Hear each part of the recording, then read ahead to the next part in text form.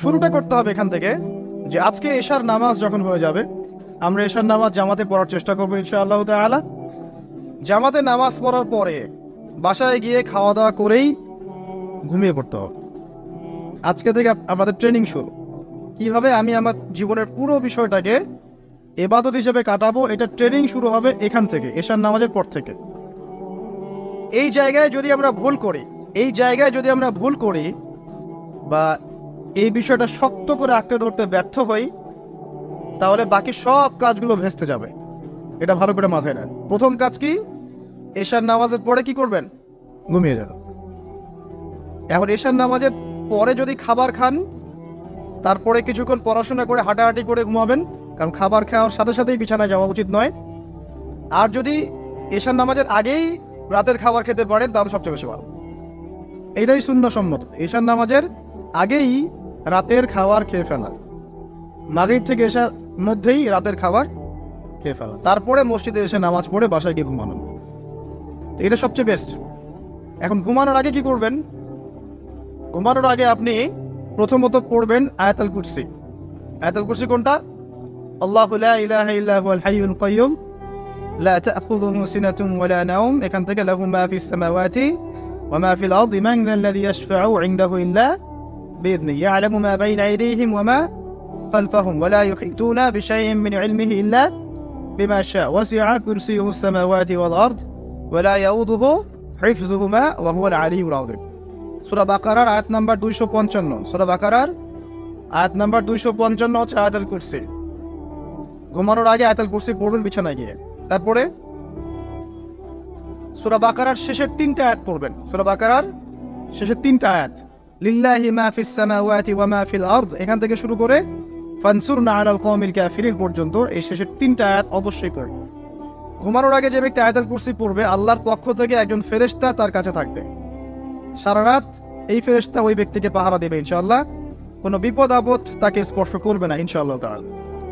রাতের বেলা অনেক বিপদ হতে পারে, চুরি হতে পারে, ডাকাতি হতে পারে, তারপরে আপনার দুষ্ট জিন শয়তান উৎপাত করতে পারে, এছাড়া আপনার জাদুবিদ্যার কাজ হয় রাত্রেবেলা, মানুষ এগুলো করতে পারে, কুফরি গালাম করতে পারে, ক্ষতিকর প্রাণী আপনাকে কামড় দিতে পারে, অনেক কিছু হতে পারে।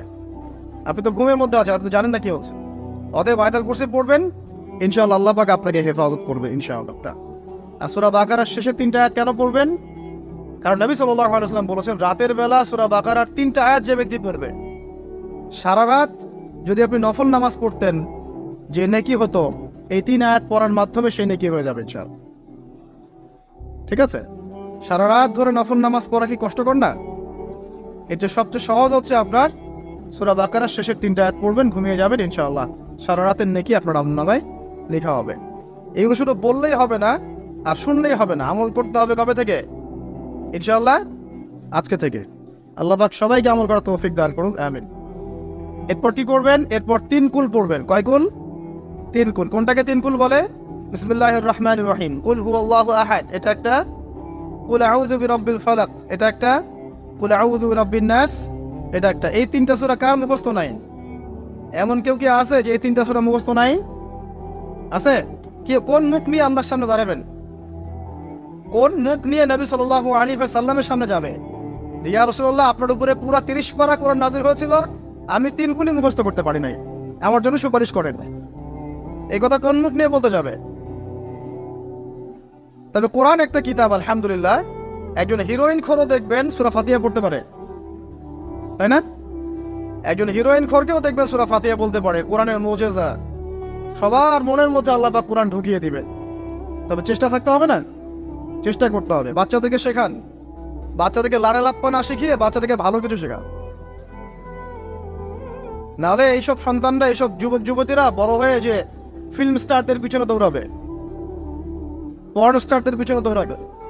বিদেশ থেকে কোনো মেয়ে যদি বাংলাদেশে আসে নাচতে, এদেরকে দেখতে টিকিট কাটতে যাবে 12,000 15,000 টাকা দিয়ে। সুসন্তান মানুষ করে যান, কুলাঙ্গার প্রজন্ম জন্ম দিয়ে কি দরকার? এর চেয়ে বাচ্চা নেওয়ারই দরকার নাই। যদি বাচ্চা কাছে এভাবেই মানুষ করবেন তাহলে নেয়ারই দরকার নাই ভাই। বন্ধা থাকেন, বিয়েই করার দরকার নেই আপনার।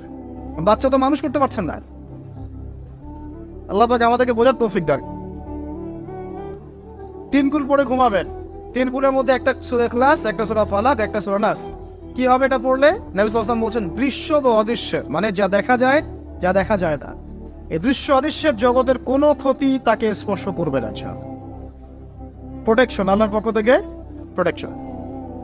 আর এটা যখন রাতে পড়বেন তখন এভাবে পড়বেন, একবার সূরা ইখলাস কুল হুয়াল্লাহু আহাদ, তারপর সূরা ফালাক কুল আউযু বিরাব্বিল ফালাক, তারপর সূরা নাস কুল আউযু বিরাব্বিন নাস পড়ে 2 হাত একত্রিত করে ফু দিবেন, দিয়ে মাথা থেকে নিয়ে এভাবে পুরো মাথা থেকে নিয়ে পুরো বডি এভাবে মাসাজ করবেন এভাবে, ঠিক আছে?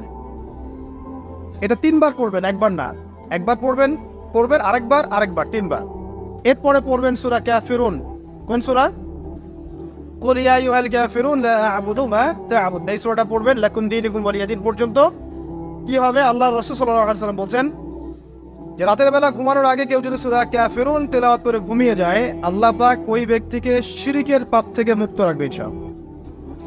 আমি অনেক লেকচারে বলেছি, আবার বলছি যে যত মানুষ জাহান্নামে যাবে, হাজারে যে 999 জন মানুষই জাহান্নামে যাবে, তাদের আমলনামার মূল পাপটা হচ্ছে শিরক। কথা বুঝতে পারছেন? এই যে হাজারে যে পুরো 99% মানুষ জাহান্নামে যাচ্ছে, এটা তো হাদিস। তার মধ্যে যারা জাহান্নামে যাবে তাদের আমলনামায় সবচেয়ে কমন যে পাপটা থাকবে সেটা হলো কি? শিরকের পাপ। কারণ শিরক ছাড়া আল্লাহ পাক যে কোনো পাপ তওবা করলেই যাকে ইচ্ছা মাফ করে দিতে পারে। শিরকরত অবস্থায় কোনো মানুষ যদি মারা যায় তাহলে সে ব্যক্তি জাহান্নামে যাবে, এটাই চূড়ান্ত। ইল্লা মাশাআল্লাহ। তো সূরা কাফিরুন যদি আপনি তেলাওয়াত করেন, আল্লাহ পাক আপনাকে শিরক থেকে বাঁচাবেন। শিরক সম্পর্কে বিস্তারিত জানার জন্য আপনি পড়েন কিতাবুত তাওহীদ। কোন বই? কিতাবুত তাওহীদ। এই বইটাকে পড়েন, দেখবেন এখানে শিরকের সমস্ত বিষয়গুলো লেখা আছে। কোন কোন কাজ করলে শিরক হয়, কোন কোন কথা বললে শিরক হয়, কি চিন্তা করলে শিরক হয়। মনে রাখেন, এই যুগে সবচেয়ে বেশি যে পাপে মানুষ ডুবে আছে এটা হলো শিরকের পাপ। শুধু শিরক নিয়ে আমি আলাদা লেকচার দিব ইনশাআল্লাহ, কারণ এখন শিরকের আলোচনা শুরু করলে আর প্রোডাক্টিভ মুসলিম আলোচনা করতে পারবে। এটা এত ডিটেলস একটা সাবজেক্ট। মনে রাখবেন, শিরক চিন্তায় হয়, কথায় হয় এবং কাজে হয়। এই 3 শ্রেণীর শিরকের বিস্তারিত বিবরণ দেওয়া আছে কিতাবুত তাওহীদ নামক একটা বইয়ে। বাজারে কিনতে পাওয়া যায়, পড়ে দেখবেন। আর কি? রাতের বেলা শোয়ার আগে পড়বেন 33 বার সুবহানাল্লাহ, 33 বার আলহামদুলিল্লাহ এবং 34 বার আল্লাহু আকবার। আল্লাহর পক্ষ থেকে আপনার শরীরে শক্তি আসবে। এটা যারা নিয়মিত আমল করে, আল্লাহর পক্ষ থেকে তাদের শরীরে শক্তি আসে। হ্যাঁ, কারণ এইটা রাসূল সাল্লাল্লাহু আলাইহি ওয়াসাল্লাম কাকে শিখিয়ে দিয়েছেন? তার মেয়ে ফাতিমা রাদিয়াল্লাহু আনহাকে। ফাতিমা রাদিয়াল্লাহু আনহা এবং আলী রাদিয়াল্লাহু আনহু, তারা দুজন গিয়েছেন আল্লাহ রাসূলের দরবারে, গিয়ে বলেছেন আমাদেরকে একজন দাসী বা দাস দিন, বাসার অনেক কাজ আমরা করতে পারি না, লাগে না কাজের মানুষ। নবী সাল্লাল্লাহু আলাইহি ওয়াসাল্লাম বলছেন যে আমি কি তোমাদেরকে এমন কিছু শিখিয়ে দিব যেটা তোমাদের এই দাস দাসের অভাব পূরণ করে দিবে, প্রয়োজন হবে না? অবশ্যই শিখিয়ে দিন। তখন নবীজি শিখালেন সাল্লাল্লাহু আলাইহি ওয়াসাল্লাম যে ঘুমানোর আগে 33 বার সুবহানাল্লাহ পড়বে, 33 বার আলহামদুলিল্লাহ এবং 34 বার আল্লাহু আকবার। তোমাদের দাস দাসের প্রয়োজন হবে না ইনশাআল্লাহ। তো ব্যাখ্যায় অনেক ওলামায়ে কেরাম বলেছেন যে এটা নিয়মিত আমল করতে থাকলে রোগ ব্যাধি কম হয়, শরীরে শক্তি আসে, এনার্জি বাড়ে, আপনি নিজের কাজ নিজেই করতে পারবেন ইনশাআল্লাহ। আসুন সামনে যাই। এরকম ঘুমানোর আরো বেশ কিছু আমল আছে, আমি অল্প কয়েকটা বললাম, এগুলোই করা শুরু করেন, আল্লাহ তৌফিক দান করুন। আর যদি পরে ওযু করে ঘুমাতে পারলে আরো বেশি ভালো হয়। এবার আপনি ঘুমাচ্ছেন ডান কাত হয়ে, কি পড়বেন এই সময়? আল্লাহুম্মা বিসমিকা আমুতু ওয়া আহইয়া, আলহামদুলিল্লাহ, দোয়া সবার মুখস্থ আছে। এবার ঘুমান। এই যে ঘুমাচ্ছেন আপনি 3 ঘন্টা বা 4.5 ঘন্টা বা 6 ঘন্টা, আপনার এই পুরো ঘুমটা হবে ইবাদত ইনশাআল্লাহ তাআলা। এবং পবিত্র অবস্থায় ঘুমানোর অভ্যাস করতে থাকলে আল্লাহর পক্ষ থেকে আপনি সত্য স্বপ্ন দেখতে পারেন। এখনকার সায়েন্স এগুলো বিশ্বাস করে না, আর এই সায়েন্সকে নিয়ে আমার কোনো মাথা ব্যথাও নাই। কারণ এই আজকে একটা কথা বলে কালকে একটা কথা বল, ঠিক আছে? আল্লাহর পক্ষ থেকে আপনি সত্য স্বপ্ন দেখতে পারেন। ইউসুফ আলাইহিস সালাম জেলখানায় বন্দী, সূরা ইউসুফ পড়ে দেখেন। তখন কয়েদিদের মধ্যে 2 জন স্বপ্ন দেখেছে। একজন স্বপ্ন দেখছে তার মাথার উপরে রুটি, উপর থেকে পাখি এটা ঠোকরে কি করছে, খেয়ে নিয়ে চলে যাচ্ছে। আরেকজন স্বপ্ন দেখেছে যে সে শরাব পান করাচ্ছে একজনকে, আছে না সূরা ইউসুফের? তো ইউসুফ আলাইহিস সালাম বললেন যে যার মাথা থেকে পাখি ঠোকরায় খেয়ে নিচ্ছে খাবার তাকে শুলদণ্ড দেওয়া হবে, আর যে শরাব পান করাচ্ছে সে অতি শীঘ্রই মুক্ত হয়ে যাবে, জেল থেকে ছাড়া পেয়ে যাবে। কয়দিন পর তাই হলো। এই যে স্বপ্ন যারা দেখেছে এরা কি মুসলিম? এই স্বপ্ন যারা দেখেছে এরা কিন্তু মুসলিম না। ইউসুফ আলাইহিস সালাম মুসলিম, তিনি আল্লাহর নবী, তিনি স্বপ্নের ব্যাখ্যা করছেন, কিন্তু এখানে একজন অমুসলিমের স্বপ্ন সত্য হয়েছে। একজন অমুসলিমকে আল্লাহ পাক স্বপ্ন দেখাতে পারেন, দলিল আছে কোরআনে। সত্য স্বপ্ন বলে একটা বিষয় আছে, যেটার জন্য অবশ্যই আল্লাহর পক্ষ থেকে নূর দরকার, স্বচ্ছ একটা মন দরকার, কলবুল সালিম দরকার, বেশি বেশি আমল দরকার, হ্যাঁ, আধ্যাত্মিকত্ব দরকার, আল্লাহর মারিফত দরকার। তারপরে ইনশাআল্লাহ সত্য স্বপ্নের প্রশ্ন আসবে। সারাদিন টিভি দেখে, গান সিরিয়াল দেখে, গালিগালাজ করে, গীবত তহমত করে, খোঁচাখুচি করে, চুলাচুলি করে, এদের সাথে সত্য স্বপ্নের কি সম্পর্ক আছে? এটা কিন্তু শয়তান স্বপ্ন দেখাবে। কথা বুঝতে পারছেন না? ফজরের নামাজের পরে নবী সাল্লাল্লাহু আলাইহি ওয়াসাল্লাম বসে থাকতেন, সাহাবীরা তাকে বলতেন কে কোন স্বপ্ন দেখেছেন তিনি বলতেন, এবং তিনি স্বপ্নের ব্যাখ্যা ইন্টারপ্রিটেশন করতেন যে এটা এমন, এটা এমন।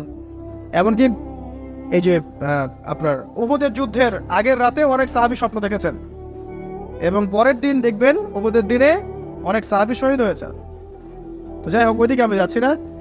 তো এই যে ঘুমটা আপনি ঘুমাচ্ছেন, ইনশাআল্লাহ আপনার ঘুমটা কি হচ্ছে? ইবাদত হচ্ছে না? যারা যে মুসলিম, মুমিন, মুত্তাকি, আলেম, তাদের ঘুমগুলো কি ইবাদত। এখন ঘুমন শেষ, ঘুমের মধ্যে যদি দুঃস্বপ্ন দেখেন তাহলে আপনি বাম দিকে 3 বার থুতু ফেলবেন, ফেলে আউযু বিল্লাহি মিনাশ শাইতানির রাজিম পড়বেন, পরে পাশ পরিবর্তন করে আবার ঘুমাবেন। এটা হয় না ঘুমের মধ্যে অনেক সময়? অনেকে বোবা ধরে, শ্বাস নিতে পারে না। এগুলো এই জন্যই হয় কারণ তারা ঘুমানোর আগের জিকির আজগারগুলো করে না। নিয়মিত করলে এগুলো সমস্যা ইনশাল্লাহ হবে না। আপনি নিজের ভালো নিজেই বোঝেন, হুজুরের কাছে দৌড়ানোর দরকার নাই এত বেশি। নিজের বাচ্চাকে এত দৌড়ানো, এই কবিরাজ, ওই কবিরাজ, ওইখানে তাবিজ, এত তো দরকার নাই। তো নিজের আমল নিজে করেন, দেখবেন আপনি আল্লাহ পাকের পক্ষ থেকে নিরাপত্তার মধ্যে আছেন ইনশাআল্লাহ। আল্লাহ তৌফিক দান করুন, আমিন। এরপরে ঘুম থেকে উঠলেন, চেষ্টা করবো আমরা ঘুম থেকে ওঠার কয়টার সময়? 5টায় যদি ফজরের নামাজ হয় বা 4:30টায় যদি ফজরের নামাজ হয়, মিনিমাম 4টায় উঠতে হবে। কয়টায়? 4টায়। এই জন্য যদি অ্যালার্ম দেন ঘড়িতে, অ্যালার্ম দিবেন প্রত্যেক 1.5 ঘন্টা পর পর। মনে করেন যে আপনি 1.5 ঘন্টা ঘুমাতে যাচ্ছেন, তাহলে 1.5 ঘন্টা পরে অ্যালার্ম সেট করবেন, অথবা 3 ঘন্টা পর, অথবা 4.5 ঘন্টা, অথবা 6 ঘন্টা, মানে 1.5 ঘন্টার গণিতক দিয়ে আপনি অ্যালার্ম সেট করবেন, দেখবেন উঠতে পারবেন খুবই ইজিলি। এতে 1.5 ঘন্টায় আপনার ঘুমের সার্কেলটা পূর্ণ হয়। একটা ঘুমের সার্কেল পূর্ণ হতে আমাদের মাথায় তো রেস্টের দরকার আছে, এটা পূর্ণ হতে 1.5 ঘন্টার মতো সময় লেগে যায়। তো এটা একটা ট্রিক বললাম আপনাদেরকে, আপনি করতে পারেন, উপকৃত হবেন ইনশাআল্লাহ। তো ফজরের নামাজের মিনিমাম আধা ঘন্টা আগে আমাদেরকে ওঠার অভ্যাস করতে হবে। এই যে ঘুমটা ভাঙার সাথে সাথে কি করবো? ভাঙার সাথে সাথে আল্লাহ শুকরিয়া, আলহামদুলিল্লাহিল্লাযী আহইয়ানা বা'দা মা আমাতানা ওয়া ইলাইহিন নুশুর। ব্যাস, এই যে ইবাদত হয়ে গেল। এবার আপনি আরেকটা দোয়া পড়বেন, শিখে নেন। আপনি পড়বেন লা ইলাহা ইল্লাল্লাহ ওয়াহদাহু লা শারীকা লাহু লাহুল মুলকু ওয়া লাহুল হামদ ওয়া হুয়া আলা কুল্লি শাইইন কাদির সুবহানাল্লাহ আলহামদুলিল্লাহ ওয়া লা ইলাহা ইল্লাল্লাহ ওয়াল্লাহু আকবার লা হাওলা ওয়া লা কুওয়াতা ইল্লা বিল্লাহ আল্লাহুম্মা ইগফিরলি। এটা পড়ার পরে হাত তুলে দোয়া করেন, যা দোয়া করবেন তাই পাবেন ইনশাআল্লাহ। তো এই দোয়াটা হচ্ছে দোয়া কবুলের অস্ত্র। ঘুম থেকে ওঠার পর যদি এই দোয়াটা করে দোয়া করেন, ইনশাআল্লাহ দোয়া কবুল হয়ে যাবে ইনশাআল্লাহ। আমাদের জীবনে চাওয়া পাওয়ার কি অভাব আছে? প্রচুর চাওয়া পাওয়া। তো বৈধ চাওয়া পাওয়াগুলোকে পাওয়ার জন্য আল্লাহর সাথে সম্পর্ক করতে হয়, আর আল্লাহ পাকের সাথে সম্পর্কে কিছু ওসিলা মাধ্যম লাগে। এই দোয়াগুলো হলো মাধ্যম, আমলগুলো হচ্ছে মাধ্যম। তো আল্লাহ পাক যেমনটা বলেছেন, ফাযকুরুনি আযকুরকুম ওয়াশকুরুলি ওয়া লা তাকফুরুন, তোমরা আমাকে স্মরণ করো, আমিও তোমাদেরকে স্মরণ করি। আল্লাহ পাক তো এভাবে বলেছেন, যখন একজন মানুষ মনে মনে আমাকে ডাকে, আমিও মনে মনে ওকে স্মরণ করি। মনে করেন আপনি মনে মনে আল্লাহকে বলছেন, আল্লাহ আমি অসুস্থ, আমাকে শেফা দাও, বা আমার রিজিকের টেনশন আছে, আমার রিজিকের টেনশন দূর করে দাও, আল্লাহ আমাকে হেফাজত করো, আল্লাহ আমাকে দিনের জ্ঞান দাও, তোমার আনুগত্য করার তৌফিক দাও। যে মনে মনে আপনি আল্লাহকে ডাকছেন, নিঃসন্দেহে ওই মুহূর্তে আল্লাহ পাক আপনাকে স্মরণ করছেন। সাত আসমান ভেদ করে আরশের উপর থেকে আল্লাহ পাক আপনাকে স্মরণ করছেন। আল্লাহ পাক বলছেন, যখন একজন মানুষ জনসমক্ষে আল্লাহকে স্মরণ করে, যেমন আমরা এখন করছি, জনসমক্ষে সবার সামনে আল্লাহর কথা আলোচনা করছি, আল্লাহ পাক বলছেন আমিও তখন এর চেয়ে অনেক উত্তম জনসমাবেশে ওই বান্দাদের কথা স্মরণ করি। এই মুহূর্তে আল্লাহ পাক আমাদের কথা স্মরণ করছেন, আমাদের কোনো ফিলিংস আছে? আল্লাহ আমাদের কথা স্মরণ করছেন, ওই যে যুবক ছেলে বসে বসে ফোন টিপছে, কোনো ফিলিংস আছে? মানে মনস্তাত্ত্বিক ভাবে অন্তরে যখন নূর থাকে না, পাপ করতে করতে যখন অন্তরটা কলুষিত হয়ে যায়, কোনো ফিলিংস কাজ করে না। খুন করবে, কোনো ফিলিংস নাই। সুদ খাচ্ছে, কোনো ফিলিংস নাই। জেনা করছে ডেইলি, কোনো ফিলিংস নাই। দেখবেন ঘুষ নিচ্ছে, দুর্নীতি করছে, মানুষের সম্পদ আত্মসাৎ করছে, যারা পরিমাণ ফিলিংসও নাই যে আমি একটা পাপ করছি। কখন এরকম হয় জানেন? যখন এক কথায় যখন মানুষ পাপ করতে করতে করতে করতে, এই যে কলব বলে একটা কথা আছে, এই কলবের উপরে কালো কুৎসিত একটা মরিচা পড়ে যায়, তখন আর ফিলিংস কাজ করে না। তো ফিলিংস কাজ করানোর বুদ্ধি কি? দুইটা বুদ্ধি আছে। এক, বেশি বেশি কোরআন তেলাওয়াত করা, তাহলে অন্তরের মরিচা দূর হয়ে যাবে ইনশাআল্লাহ। আর দুই হচ্ছে বেশি বেশি মৃত্যুর কথা স্মরণ করা। মৃত্যুর কথা কে স্মরণ করে এখন? মানুষ তো চলাফেরা করে এমন ভাবে যে কোনোদিন মরবেই না। কে স্মরণ করে? যে টেবিলের তল দিয়ে ঘুষ নিচ্ছে ও স্মরণ করে মৌতের কথা? যে মেয়েটা বোরখা পরে যে ডেটিং করে বেড়াচ্ছে, জেনা করে বেড়াচ্ছে, ও কি মৃত্যুর কথা স্মরণ করে? যে ছেলেটা এখনকার যুব সমাজের বেশিরভাগই মাদকের সাথে সম্পৃক্ত, গার্লফ্রেন্ড বয়ফ্রেন্ড অ্যাফেয়ার্সে আছে, হ্যাঁ, টিকটক প্রজন্ম, আড্ডাবাজি করে সময় কাটায়, গুন্ডামি করে, মাস্তানি করে, এর ভিতর করে ফিকির আছে? একজনকে বড় দায়িত্ব দেওয়া হয়েছে, সবার সম্পদ লুটপাট করে খাচ্ছে, এর মৌতের ফিকির আছে নাকি? এর মধ্যে ফেরাউনি চেতনা এসেছে, আনা রব্বুকুমুল আ'লা, আমি মহান রব, আমি তোমাদের মহান রব। ওদের মধ্যে ওই চেতনা কাজ করছে যে সূরা মুমিনুনে যেটা বলা আছে যে আমরা এখানেই জন্ম নেই, এখানেই মারা যাই, আমরা পুনরুত্থিত হব না। ইন হিয়া ইল্লা হায়াতুনা দুনিয়া নামুতু ওয়া নাহয়া ওয়া মা নাহনু বিমাবউসিন। আমরা এই দুনিয়াতেই বাঁচি, দুনিয়াতেই মরি, আমাদের কোনো পুনরুত্থানের কিছু নাই। এদের চেতনায় মরেন। কে ফিকির করে মত? অথচ আপনি দেখছেন যে প্রতিনিয়তই কোনো কারণ ছাড়াই মানুষ নাই, কোনো কারণ লাগে না। এখন তো কারণ ব্যাখ্যা করতে আমরা পছন্দ করি, এই কারণে ওইটা হয়েছে, ওই কারণে এটা হয়েছে। এটাকে বলে কার্যকারণ তত্ত্ব। দর্শনের ভাষায় কি বলে? কার্যকারণ তত্ত্ব। এটা আপনারা ফিলোসফি পড়লে বুঝবেন। প্রত্যেকটা কাজের পিছনে একটা কারণ থাকে, আমরা কারণটা সার্চ করি বেশি। এখন কারণ ছাড়াই মানুষ ডেড। এই যাচ্ছে, উপরে একটা সুন্দর করে বড় একটা পাথর ঝুলছে, সব পাস হয়ে যাচ্ছে ওখান থেকে। মানে রাস্তায় কাজ চলছে, উপরে আবার এটা ঝুলছেও, আর মানুষ আবার অন্যস্তে যাতায়াত করছে। তো যারা রাখছে ওদের ইন্টেলেকচুয়াল অবস্থা চিন্তা করেন, আর যারা আমরা তল দিয়ে যাচ্ছি তারও অবস্থা চিন্তা করেন। বুদ্ধিভিত্তিক ভাবে আমরা কোন জায়গায় চিন্তা করেন? মানে মানুষ বিজি রোড দিয়ে যাচ্ছে, ওখানেই কাজ হচ্ছে, আবার যেখানে কাজ হচ্ছে দেখছি সেখানে আমরাও আবার তল দিয়ে যাচ্ছি। সবাই পাস হয়ে গেল, যাদের তাকদিরে লেখা ছিল মৌত একদম মুহূর্তের মধ্যে শেষ। কি কারণ ব্যাখ্যা করবেন? কোনো সায়েন্স দিয়ে ব্যাখ্যা করতে পারবেন? পারবেন না।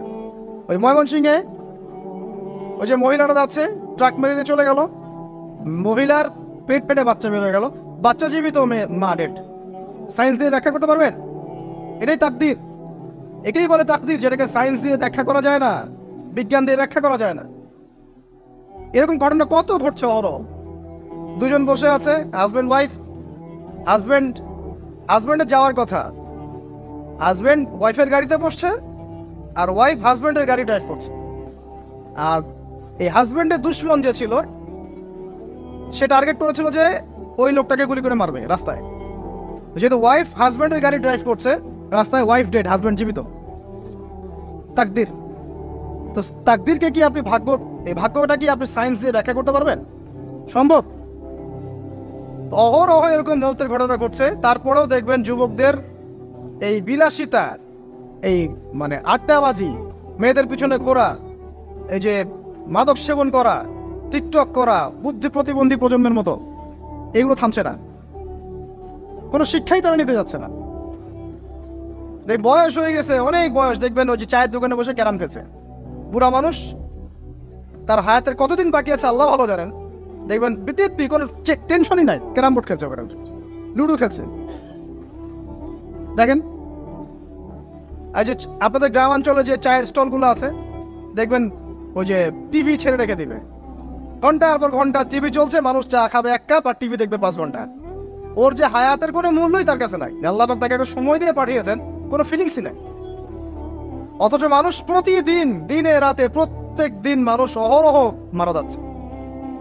যাদের ভিতরে মৌতের চিন্তা আছে তারা কিন্তু পাপ কম করলেও ফিরে আসে আল্লাহর দিকে, কারণ তাদের প্রতি মৌতের ফিকির আছে। আর যাদের মৃত্যুর কোনো চিন্তা নাই তারা এই রাজনীতি বলেন, অর্থনীতি বলেন, সমাজনীতি বলেন, আর এই পরিবার আর ধর্ম বলেন, সমস্ত ক্ষেত্রে পাপ করে বেড়াবে, কোনো ফিকির নাই। আল্লাহ পাক আমাদেরকে মৌতের ফিকির করার তৌফিক দান করুন এবং পরকালের জীবনটাকে আসল জেনে দুনিয়ার কাজগুলো করার তৌফিক আল্লাহ পাক দান করুন। আসেন, তো এবার আপনি শুকরিয়া আদায় করছেন, আলহামদুলিল্লাহিল্লাযী আহইয়ানা বা'দা মা আমাতানা ওয়া ইলাইহিন নুশুর। আধা ঘন্টা আগে ঘুম থেকে উঠেছেন, এখন কি করবেন? বাথরুমে যাচ্ছেন। এই বাথরুম করাটাকে দুনিয়াবি কাজ না? এই কাজটা ইবাদত হবে যদি আমি ঢোকার সময় বাম পা দিয়ে ঢুকি আর বলি, কি বলি? আল্লাহুম্মা ইন্নী আউযু বিকা মিনাল খুবসি ওয়াল খাবাইস। এখন বাথরুম করতে আপনার 10 মিনিট লাগুক আর 15 মিনিট লাগুক আর 5 মিনিট লাগুক, এই পুরো সময়টা নেকি পাবে না। সুবহানাল্লাহ। আর কি চাই? বের হবো, এখন বের হওয়ার সময় কি বলবো? উফরানাকা, নেকি পাচ্ছেন। একটা দোয়া আছে, আলহামদুলিল্লাহিল্লাযী আযহাবা আনিল আযান ওয়া আফানি উফরানাকা। এবার আপনি ওযু করবেন। ওযুটা ধীরে স্থির ভাবে করবেন, তাড়াহুড়া করবেন না। ওযুর প্রত্যেকটা অঙ্গ প্রত্যঙ্গ 3 বার করে ধোয়ার চেষ্টা করবেন। শুধু মাথা আসতে হবে কয়বার? 1। ওযু করার পরে আপনি হাত তুলে আল্লাহর কাছে দোয়া করুন। ওই সময়টা কখন? রাত 4টা থেকে 4:30 বাজে, তাই না? তার মানে আল্লাহ রাব্বুল আলামিন এখন প্রথম আসমানে আছেন। কিভাবে আল্লাহ পাক আছেন সেটা আল্লাহর উপর ছেড়ে দেন, আমাদের এটা নিয়ে ব্যাখ্যা করার দরকার নাই, চিন্তাও করার দরকার নেই। আল্লাহ পাক বলেছেন আমি নেমে আসি, বাস নেমে আসি। এত বেশি বুদ্ধিজীবী হওয়ার দরকার নাই। খুব বেশি বুদ্ধিজীবী হয়ে গেলে আমার মানুষ খেয়ে হারিয়ে ফেলে, অত দরকার নাই। শুনেছি, মেরেছি, বাস যথেষ্ট। আল্লাহ পাক নেমে আসেন, কি বলেন? আল্লাহ বলেন যে কেউ কি আছো আমার কাছে কিছু চাইবে, আমি দিব। কেউ কি আছো যে আমাকে ডাকবে, আমি তোমার ডাকে সাড়া দেব। কেউ কি আছো আমার কাছে কোনো কিছু দোয়া করবে, হ্যাঁ হাজত আছে, আমি পূরণ করে দেব। এভাবে আল্লাহ পাক ফজর পর্যন্ত বলতেই থাকেন। বলেন তো আমাদের কোনো ফিকির আছে? আমরা সবাই ঘুমাই কয়টায়? হয় 1টায়, না 2টায়, না 3টায়, ম্যাক্সিমাম এখনকার। আমি যে বিষয়টা নিয়ে কথা বলছি এটা খুবই কঠিন। 9টা থেকে 10টার মধ্যে বা 11টার মধ্যে ঘুমাতে হবে, এটা খুবই কঠিন বিষয় এখনকার জেনারেশনের কাছে। এর জন্য প্রথম যে কাজটা সেটা হলো রাত্রেবেলা স্মার্টফোন আর চালানো যাবে। এসার নামাজ শেষ, ফোন একদম ডয়ারে লক করে রাখবে। কিচ্ছু করার নাই। এটা না করতে পারলে আপনি ঘুমাতে পারবেন না, ঘুমাতে পারবেনই না। এবং এরপর দিনে আসছি, তখন বলছি দিনে কিছু কাজ আছে। দিনের কাজগুলো যদি আমরা ঠিকঠাক মতো করি তাহলে রাতে তাড়াতাড়ি ঘুম আসবে ইনশাআল্লাহ। যদি না করি তাহলে ঘুম আসবে না। তো শেষ রাতে আল্লাহ পাক আসমানে নেমে আসেন, প্রথম আসমানে, এবং এই আহ্বান করতে থাকেন। তাই ওই সময় ওযু করার পরেই আপনি হাত তুলে আল্লাহর কাছে দোয়া করা শুরু করেন। আপনার যত চাওয়া পাওয়া আছে আল্লাহর কাছে ঢেলে দেন, ইনশাআল্লাহ আল্লাহ রাব্বুল আলামিন আপনাকে খালি হাতে ফেরাবেন না ইনশাআল্লাহ। আল্লাহ পাক তো এমন করে বলেছেন যে কেউ হাত তুলেছে আল্লাহর কাছে আর আল্লাহ পাক সেটাকে খালি ফিরিয়ে দিবেন, এটাতে আল্লাহ লজ্জা বোধ হয়। কথা বুঝতে পারছেন? আমাদের যাদের অনেক সম্পদ আছে বা সামর্থ্য আছে এবং মন আছে বড়, তাদের কাছে যখন কেউ সাহায্য চায় আপনার খালি ফিরে দিতে লজ্জা লাগে না? আপনার মনে হয় না যে চাইলো এত করে কিভাবে না করে ফিরাই? আছে না এমন মানুষ? আছে না? আসলে দান সৎকা করার জন্য সম্পদ লাগে না, দান সৎকা করার জন্য মন লাগে। কি লাগে? মন লাগে। দেখুন অনেক কোটি আল্লাহ আছে মানুষ দান সৎকা করতে পারে না, জাকাতই তো দেয় না, দান সৎকা করবে কি? বাংলাদেশে যত কোটিপতিগুলো আছে সবার থেকে জাকাত নেওয়া শুরু করলে এদেশে কোনো দারিদ্রতা বলে কিছু থাকবে না ইনশাআল্লাহ, থাকবেই না। এটাই বাস্তব। কে উদ্ধার করবে সেই টাকা? ইমাম মাহদী আসলে করবেন ইনশাআল্লাহ, ঈসা ইবনে মারিয়াম আসলে করবে ইনশাআল্লাহ। তখন কে জাকাত না দিয়ে পার পায় তাই দেখা যাবে। একটা ব্যক্তি পাওয়া যাবে না জাকাত না দিয়ে পার পায়। অবশ্য তখন এমন একটা যুগ আসবে যে মানুষ জাকাতের টাকা নিয়ে ঘুরবে, কিন্তু নেওয়ার মতো মানুষ নাই, সবাই সচ্ছল। আল্লাহ পাক সেই সুদিন ফিরে আনুক, আমিন। এটা বলছিলাম যে সৎকা করার জন্য মন লাগে, আবার টাকা লাগে না। এখন আসেন, কেউ যদি আমাদের কাছে এভাবে চায় আমরা খালি ফিরাতে লজ্জাবোধ করি। আল্লাহ পাক বলছেন যে আমার কাছে যখন বান্দা কিছু চায় তার হাতটাকে আমি খালি ফিরাই দেবো, এটাতে আমি লজ্জাবোধ করি। দোয়া করলে কয়েকটা বিষয় একটা হবেই, হয় আপনি সাথে সাথে সেটা পাবেন, না হলে একটু দেরিতে পাবেন, না হলে আল্লাহ পাক সেটা জমা করে রাখবেন পরকালের জন্য। পরকালে যখন আপনি দাঁড়াবেন আল্লাহর সামনে, আল্লাহ বলবেন দুনিয়াতে তুমি এই বিষয়গুলো চেয়েছিলে, আমি দুনিয়াতে দেই নাই, পরকালে তোমার জন্য সঞ্চিত রেখেছি, এখন না। তখন মানুষ কি বলবো জানেন? আমরা বলবো যে আল্লাহ দুনিয়াতে কিছুই যদি না পাইতাম, আজকেই সব দিত তাহলেই হতো। তো বেশি বেশি দোয়া করার অভ্যাস তৈরি করেন, বেশি বেশি দোয়া করেন। দোয়াই ইবাদত, আর দোয়া বলে ইবাদা, দোয়াই ইবাদত। দোয়া করতে থাকেন, ইনশাআল্লাহ দেখবেন আল্লাহর সাথে আপনার সম্পর্ক গাঢ় হবে। যার সাথে আল্লাহর সম্পর্ক যত বেশি গাঢ় হবে, ইনশাআল্লাহ সে তত বেশি পরকালের বাসিন্দা হবে, দুনিয়ার বাসিন্দা কম হবে। আল্লাহ পাকে নূর এবং মারিফত সে অর্জন করতে পারবে ইনশাআল্লাহ তাআলা। এবারে আমরা কি করব? এবার মিনিমাম 2 রাকাত নামাজ পড়ার চেষ্টা করেন। রাতের সালাত 2 রাকাত করে আপনি 2, 4, 6, 8, 10, 12, 20 পড়তেই থাকতে পারেন, কোনো সমস্যা নাই। কিন্তু মিনিমাম 2 রাকাত নামাজ তাহাজ্জুদ আপনি পড়ার চেষ্টা করেন। পড়া যাবে না? আর নামাজটাকে তাড়াহুড়া করবেন না, কাইন্ডলি আল্লাহর ওয়াস্তে তাড়াহুড়া করবেন। রিল্যাক্সে কিরাত করেন, কিরাত পড়েন, রুকুতে সময় দেন, সেজদায় সময় দেন, 2 সেজদার মাঝখানে সময় দেন, শেষ বৈঠকে দোয়াগুলো করেন, তারপর ধীরে স্থিরভাবে সালাম ফিরান, হাত তুলে দোয়া করেন, সময় দেন। কারণ আমি কি বলছি, সূরা জারিয়াতে 56 নম্বর আয়াতে আল্লাহ পাক বলেছেন দুনিয়াতে পাঠিয়েছি শুধু আল্লাহর ইবাদত করার জন্য। তো যে কারণে এসেছি এটাতে এত তাড়া কিসের? মানে 4 রাকাত নামাজ 3 মিনিটে শেষ, 4 রাকাত নামাজ 4 মিনিটে শেষ, এত তাড়াহুড়ার কি আছে? হ্যাঁ, জামাতে নামাজ সংক্ষিপ্ত করতো, তাই বলে কি এত সংক্ষিপ্ত নাকি রুকু করার টাইম পাওয়া যায় না, সেজদা করার টাইম পাওয়া যায় না? নামাজে ধীর স্থিরতা এবং খুশুটা খুব ইম্পর্টেন্ট। নামাজে কোথায় হাত বাঁধলেন এটা নিয়ে তর্ক না করে, নামাজের একাগ্রতা মনোযোগ কতটুকু আসছে এটা নিয়ে তর্ক করেন। ভিতরের রুহটাই আসল, আধ্যাত্মিকতাটাই আসল। হ্যাঁ, একজন ভাই হাত বেঁধেছে মনে করেন এখানে, কেউ বেঁধেছে এখানে, এটা নিয়ে ঝগড়া করেন। দেখেন নামাজে কতটুকু ফোকাস, মনোযোগ কতটুকু থাকছে, কতটুকু নামাজে আপনি দোয়া করতে শিখছেন, সেজদায় আল্লাহকে পাইতে শিখছেন। নামাজ পড়ে কি ফিল হচ্ছে যে আমি আল্লাহর সাথে কথা বলছি, আল্লাহ আমার কথা শুনছেন? আমরা তো মেকানিক্যাল নামাজ অভ্যস্ত এখন। মানে দুনিয়ার কাজের চাপ এত বেশি, জাস্ট মসজিদে যাবো, ঢুকবো, বেরো, চলে আসবো, হাজিরা দিতে আসছি মনে হয়, সিগনেচার করবো, চলে যান, ভাবটা এমন। এত তারা কিশোর ভাই? ওমা খালাকতুল জিন্না ওয়াল ইনসা ইল্লা লিয়াবুদুন, শুধু ইবাদত করার জন্যই সৃষ্টি করেছে তোমাদেরকে। তো মসজিদে তো তাড়াহুড়া কেন? রিল্যাক্স থাকেন, মসজিদে রিল্যাক্সে নামাজ পড়েন, সময় নেন। ফজরের নামাজ পড়ার আগে আপনি বাসার থেকে 2 রাকাত সুন্নত পড়ে আসতে পারেন, এটা আরেকটা ভালো আমল। কারণ নবী সাল্লাল্লাহু আলাইহি ওয়াসাল্লাম সুন্নত নামাজগুলো কি করতেন? বাসায় করতেন। এতে বাসার মধ্যে বরকত হবে, শয়তান দূর হয়ে যাবে। এই যে তাহাজ্জুদ আপনি 2, 4, 8, 10 যত পারেন পড়েন, মিনিমাম 2 রাকাত পড়েন, ধীর স্থিরভাবে পড়েন। নামাজ শেষ করে আবার আল্লাহর কাছে দোয়া করেন, দেখবেন যে ইনশাআল্লাহ আপনার দোয়া কবুল হবে। আর দোয়া যে কবুল হয় এটা আপনি নিজেই বুঝতে পারবেন, নিজেই বুঝবেন, কারো কাছে যাওয়া লাগবে না। এবার ফজরের সালাতের সময় হয়ে গেল, আজান হচ্ছে, আজানের জবাব দিব, দিয়ে ব্যাস হেঁটে হেঁটে মসজিদ, প্রত্যেক পদক্ষেপ হেঁটে যাব আর দোয়া করব। কি দোয়া করব? যে আল্লাহ আমাকে নূর দান করুন। কি দান করুন? আল্লাহুম্মা ইজআল ফি কলবি নূরা ওয়া ফি লিসানি নূরা ওয়া ফি সাম'i নূরা ওয়া ফি বাসরি নূরা ওয়া আন ইয়ামিনি নূরান ওয়া আন শিমালি নূরান ওয়া মিন ফাওকি নূরা ওয়া মিন তাহতি নূরা আল্লাহুম্মা ইজআল ফি নাফসি নূরা। মানে এর অর্থ হচ্ছে আল্লাহ আপনি আমার ডানে বামে সামনে পিছনে শরীরে আত্মায় দেহে সবখানে আল্লাহ আপনার নূর দান করুন। নূর কেন? কারণ দুনিয়ার মধ্যে অনেক অন্ধকার, অন্ধকার না, সব জাহিলিয়াতের অন্ধকার। এখানে পথ চলতে হলে নূর লাগবে, আলো লাগবে। এটা কে দিবে? আল্লাহ দিবে। কবর বড় অন্ধকার, ওখানে থাকতে হলে ভালোভাবে কি লাগবে? আলো লাগবে। হাসরের মাঠ অন্ধকার, ওখানে ভালোভাবে থাকতে হলে কি লাগবে? আলো লাগবে। এই জন্য নামাজে যাওয়ার সময় অন্ধকার সময় এই দোয়াগুলো করতে হয়।